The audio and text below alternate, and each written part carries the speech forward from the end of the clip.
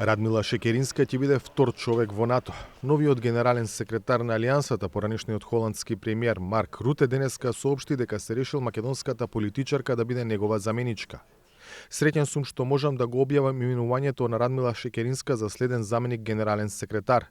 Таа вистински верува во НАТО. Ја знае работата што е потребна за да се приклучите на Алијансата и што значи да се биде полноправна членка.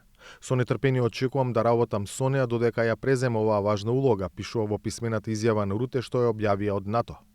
Радмила Шекеринска во претходните влади на СДСМ, предводени од Зоран Заев во периодот од 2017 до почетокот на 2022 година, беше вице-премиерка и министерка за одбрана.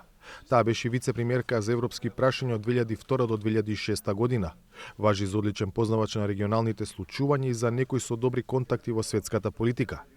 Незиното назначување за заменик генерален секретар на НАТО е највисока позиција што досега во Алијансата ја добил кој било представник на Северна Македонија, земја која од 2020 е членка на НАТО. Таа би требало и формално да ја преземе позицијата до крајот на годинава. Ќе ми биде привилегија да му служам на НАТО како заменик генерален секретар по водство на генералниот секретар. Посветена сум на заедничката работа со сите сојузници за што посилна и побезбедна алијанса, напиша Шекеринска на социјалните мрежи. Неколку часа откако НАТО го објави назначувањето на Шекеринска, во Брисел, Северна Македонија и Европската унија го потпишаа партнерството за безбедност и одбрана.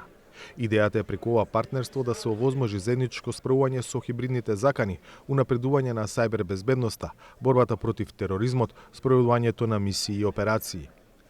This is another security partnership that we are signing. Ова е уште едно безбедносно партнерство кое го потпишуваме. Се договоривме такво партнерство да потпишеме и со Албанија.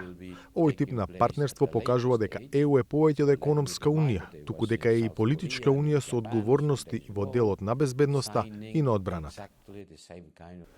Подпишувањето на партнерството се случи на маргините на Советот на Унијата за надворешни работи, на кој главна тема беше ситуацијата во Украина по 1000 дена од стартот на руската агресија, сесија на која присуствуваше и првиот човек на НАТО.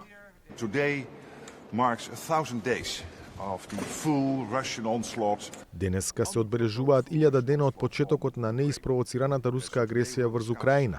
Денеска ќе зборуваме за тоа како може да ја помогнеме на Украина да победи, а тоа значи повеќе помош и повеќе пари, особено откако и севернокорејски војници се вклучени во борбите, а знаеме дека и Кина ја помага на Русија, како и Иран.